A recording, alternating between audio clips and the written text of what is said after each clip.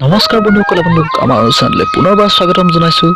বন্ধুসকল, আজিৰ অনুষ্ঠানত সম্প্ৰচাৰিত কৰিবলৈ লোৱা হৈছে উপন্যাস সম্ৰাট ৰজনীকান্ত বৰদলৈ ৰচিত মিৰি জীয়ৰী উপন্যাসৰ তৃতীয় খণ্ডটি। পাঠ কৰিছে বিতুপন ফুকনে। যদি আপুনি এই উপন্যাসৰ দ্বিতীয় খণ্ডটো শুনা নাই, তেনেহ'লে ডেছক্ৰিপশ্যনত থকা লিংকত গৈ নিশ্চয়কৈ শুনি ল'ব।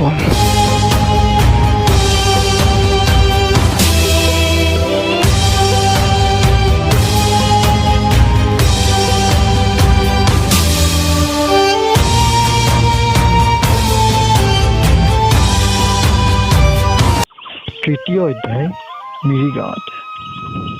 আমি আগৰ অধ্যায়ত বিৱৰণ দিয়া ঘটনাবিলাক হৈ যাবৰ প্ৰায় ছমাহ হ'ল।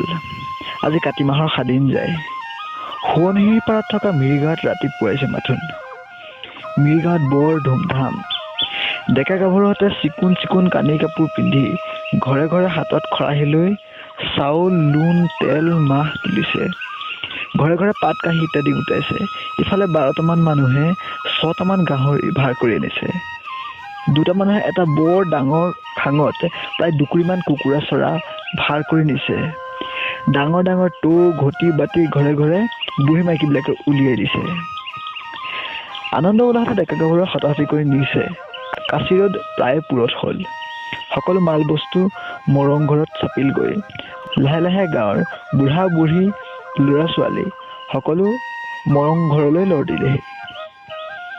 এইবিলাক মানুহ মৰং ঘৰত উঠিলগৈ আৰু দিহা দিহি বহিল। এই বুঢ়া মিৰিহঁতৰ অধিকাংশই ৰাতিৰ সেৱাৰ ভকত। পকা ভকতসকলে কেঁচা ভকতসকলৰ পৰা সুকীয়াখন ল'লে। তেওঁবিলাকৰ শৰীৰৰ পৰা অলপ আঁতৰি তেওঁবিলাকৰ সাধুৱে এখন বেলেগ এখন গ্ৰহণ কৰিলে। ইফালে দেওধাইকে প্ৰমুখ কৰি কেঁচা পন্থৰ সকল বেলেগ এফালে এষাৰি হৈ বহিল। এইদৰে সকলোৱে দিহা দিহি বহা হালত পকা ভকতসকলে তেওঁলোকৰ সাধুৰ চকুলৈ চালে। সাধুৱে তেতিয়া এই শব্দটি উচ্চাৰণ কৰিলে। তৎক্ষণাৎ 5টা কুকুৰা, 2টা গাহৰি ধৰাই পখলাই আনি ভকতসকলৰ মাজত পেলালে। লগে লগে ৰান্ধনৰ আন আন দ্ৰব্যবিলাকো ডেকা গাভৰুৱে আনি ভকতসকলৰ মাজত থপিলে। থপা হলত সাধু পুৰুষজনে দুবাৰমান ইফালে সিফালে চাই আকৌ উচ্চাৰণ কৰিলে। তেতিয়া মৰমত থকা সকলো ডেকা গাভৰুৱে শাৰী পাতি ভকতৰ আগত আঁঠুলৈ পৰিল। তেতিয়া ভকতজনে শ্ৰী গুৰু শংকৰ মাধৱৰ নাম স্মৰি ডেকা গাভৰুক আশীৰ্বাদ কৰিবলৈ ধৰিলে।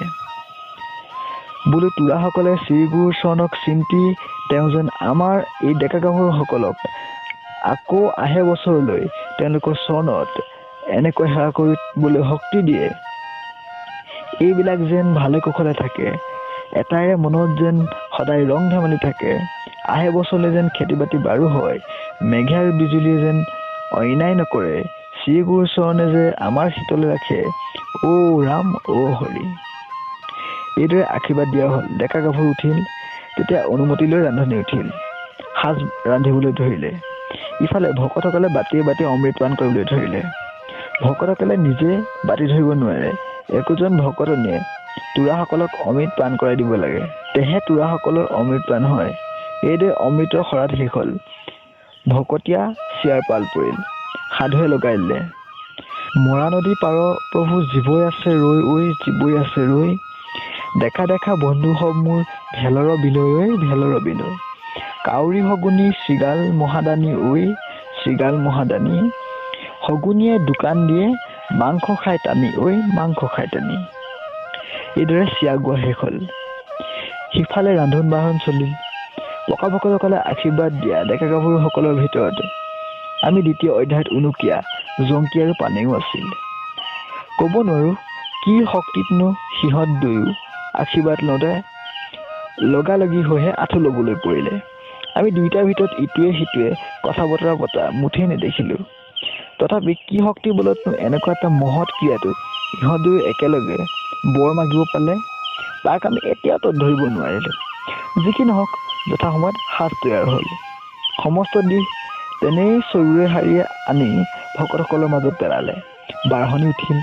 সাজ বাতি দিবলৈ ধৰিলে। গোটেইবিলাক বুঢ়া বুঢ়ী, পকা ভকত, কেঁচা ভকতে আনন্দ মনেৰে সাজ ল'ব ধৰিলে। ডেকা গাভৰুবিলাক নবহিল। ইবিলাকে সাজ লওঁতে সিহঁতে আঁঠু লৈ থাকিল। এইদৰে ভকতীয়া ক্ৰিয়া সমাপ্তি হ'ল। আশীৰ্বাদ কৰি বেলি 1টামান বজাত পকা ভকত ভকতনীসকল ঘৰা ঘৰি গ'ল। তেতিয়া হাঁহি খিকিন্দালি ৰং ধেমালি কৰি ডেকা গাভৰুবিলাকে ভকতৰ অৱশিষ্ট ল'ব ধৰিলে। ডেকাসকল এশাৰী হ'ল, গাভৰুহঁতে এশাৰী হৈ খাব ধৰিলে। কিন্তু কি আচৰিত কথা, খাবৰ পৰতো জংকি পানে দুয়ো মুখামুখি হৈ বহিব পাৰিলে। এইদৰে খাওঁতে বওঁতে দিনটো গ'ল, ৰাতি হ'ল। ডেকা গাভৰুবিলাকে কলহে মদ ছালৰ পাছত ইমূৰৰ পৰা সিমূৰলৈ আৰিব ধৰিলে। তাৰ পাছত দেওধাই মহাপুৰুষে হাত ভৰি ধুই মৰমত উঠিল। ডেকা গাভৰু কেঁচা ভকত সকলোৱে তেওঁক মাজত সোমাই দিলে। তৎক্ষণাত দেওধায়ে লগাই দিলে, দৰমিচি তোলায় ঐ তিৰমেকে তিৰমাঙেয়, অকবে কম্বং আপোনে ৰেইপে ৰেয়াবায়। মিৰি ডেকা গাভৰু সবে সমস্যাৰে কৰিলে, দৰমিচি তোলায় ঐ তিৰমেকে তিৰমাঙায়, অকবে কম্বং আপোনে ৰেইপে ৰেয়াবায়। নাম গোৱা হলত ঢোলৰ কোব পৰিল।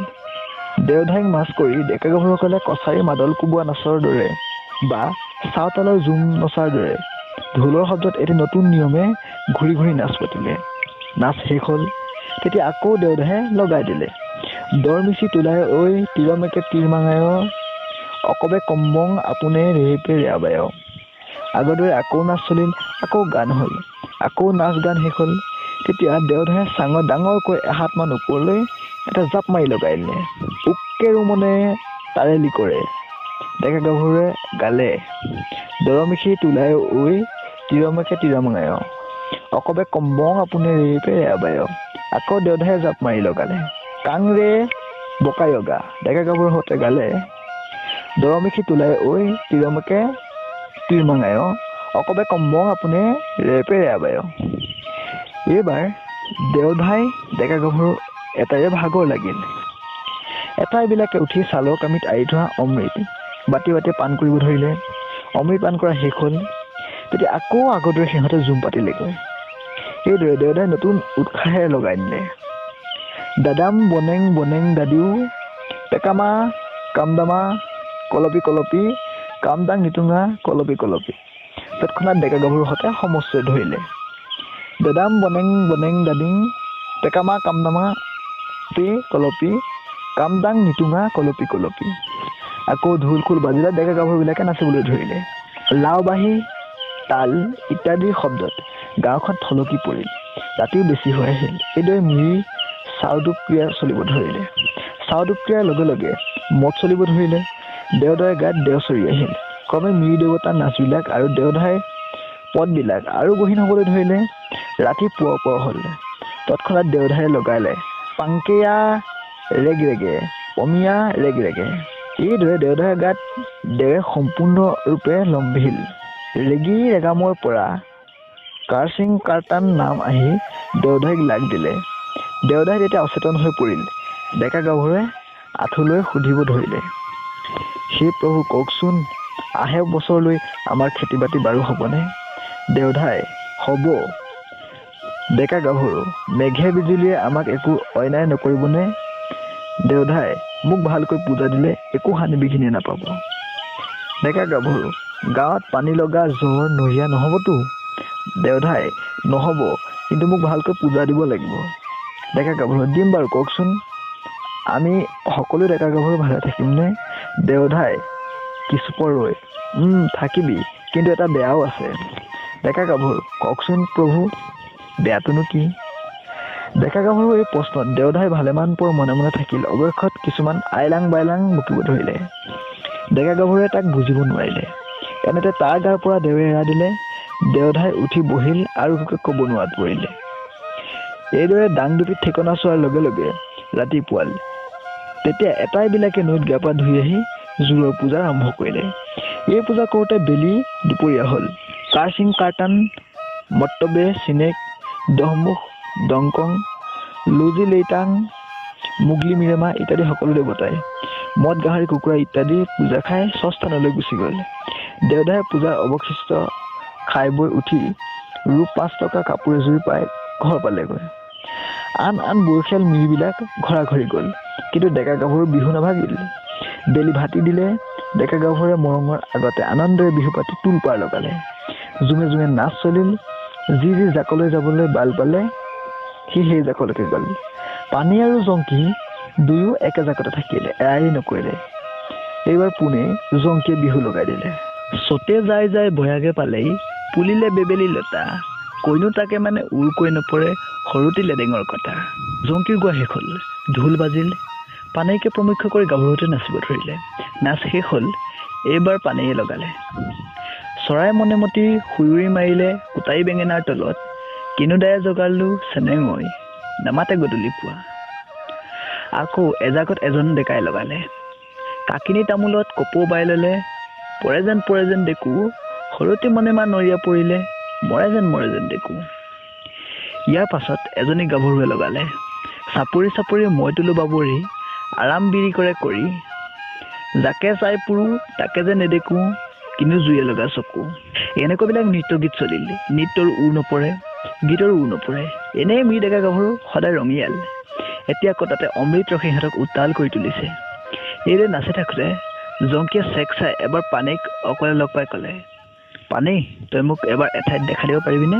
মোৰ তোৰ সৈতে 4-আষাৰমান কথা ক'ব লগা আছে। জংকীৰ এই কথাত পানেই ক'লে, বাৰু এতিয়া আমি তাকো চেক চাই মই হুৱনিৰ বাৰীলৈ যাম, তই তালৈকে যাবি।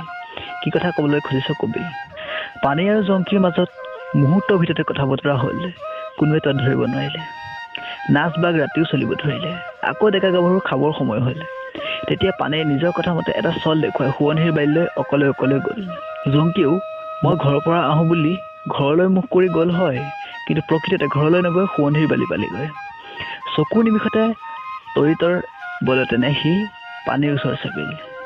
তাৰপিছত ক'বলৈ ধৰিলে, পানেই, জংকী তই আহিছ? পানেই, আহিছোঁ জংকী, তোক এটা কথা সুধিবলৈ মন কৰিছোঁ। পানেই, কি কথা জংকী সোধ। জংকী, কচোন পানেই, তই মোক ভাল পাৱনে? পানেই হাঁহি ক'লে, কেলেনো লাগিছে তোক এই কথা জংকী? কি পানেই, তই বেজাৰ পালি নেকি? তেন্তে একোকে নুসুধো। পানেই আকৌ হাঁহি, সোধ, নুসুধনো কেলে?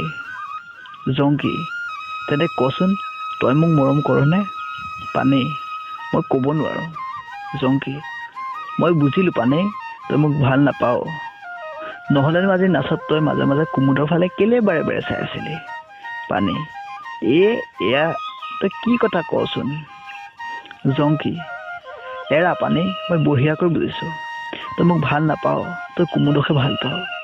তাহানি সৰুৰ পৰা দুয়ো যে একেলগে ভুৰ হৈছিলোঁ, ভালু কোলাওতে যে একেলগে লৰ মাৰিছিলোঁ, নাৱত উঠি যে একেলগে নাম গাইছিলোঁ, তাৰপাছত যে দুই অনেক ঠাইত একেলগে হাতত ধৰা কৰি ফুৰিছিলোঁ, তই সকলো পাহৰিলি হ'বলা পানেই? মই হ'লে পাহৰা নাই। তোৰ আশাতহে ইমান দিন জীয়াই আছোঁ পানেই। এতিয়া তই যদি মোক ভাল নাপাৱ বুলি ক, তেন্তে আৰু মোৰ থাকিবলৈ ঠাই নাই পানেই। মোৰ আই বোপাই সৰুতে মৰিল, ল'ৰা কালৰে পৰা তোৰ লগতে ডাঙৰ হ'লোঁ, তোকেহে মই আপোন বুলি জানিছিলোঁ। পানেই, তই এতিয়া মোক ভাল নোপোৱাত পৰিলি। পানেই জংকীৰ কথা তবধ মনে শুনিব ধৰিলে। মোৰ আজলি মিৰিজীৱীৰ মনত লেঠা লাগিল। তাই এতেদিনে অতি যতন কৰি জানৰ মুখত বান্ধি থৈছিল। আজি জংকীৰ বাক্যৰূপ কোব ছাটত তাইৰ হৃদয়ৰ সেই জানৰ মুক্তি মুকলি হ'ল। খুন্দা খাই থকা নৈটি ববলৈ ধৰিলে। আজলি পানীৰ চকুৰ পৰা গিৰ গিৰ কৰি পানী ওলাল। তাই কথা ক'ব নোৱাৰাত পৰিলে। তেতিয়া জংকীয়ে তাইক সাবত মাৰি ধৰি তাইৰ চকু পানী মচি দিলে। পানেই ক'লে, জংকী, তোক মই ভাল পাওঁ, তই আজি মিছাই মোক কুমুদলৈ চোৱা কথাটো ধৰিলি। জংকী, পানেই, মোৰ দুখ খেম, বেজাৰ নকৰিবি, লাহৰি ঐ, এই জনম থাকে মানে ময়ো তোকে ভাল পাম। পানেই, তই নেৰিবি, কচোন তই মোৰ বিয়া সোমাবিনে? পানেই, আয়ে বোপাই দিলে তোলৈ যামতো জংকী, মাৰ বাপেৰে কিজানি তোক মোলৈ নিদিয়ে। মোৰ কেউৱে নাই, হাতত টকা কৰিও নাই। পানেই, জংকী, দুখ কৰিলে তোৰ টকা হ'ব, তই দুখ কৰি কেইটামান টকা গোটাবলৈ দিহা কৰ। যেতিয়ালৈকে তই টকা গোটাই আই বোপাক দি মোক নিনিয় মানে মই কালৈকো নাযাওঁ, মই তোলৈকে যাম। আজি এই সোৱণিৰ বালিত থিয় হৈ কাৰ্চিং কাৰ্টানক সাক্ষী কৰিলোঁ। জংকী, পানেই, তই আজি মোৰ গাত নতুন বল দিলি।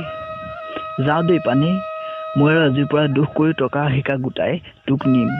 তোক নাপালে মই এই জীৱনটো নাৰাখোঁ। এই কথা বতৰা হোৱাৰ পাছত দুই দুফাললৈ গুচি গ'ল। আকৌ মৰং ঘৰত বিহু যোগ দিলেগৈ। এইবাৰ পানে আৰু জংকি দুয়ো বেছ উৎসাহেৰে নাচিব ধৰিলে। এইদৰে দিনৰ পাছত বিহু ভাঙিল।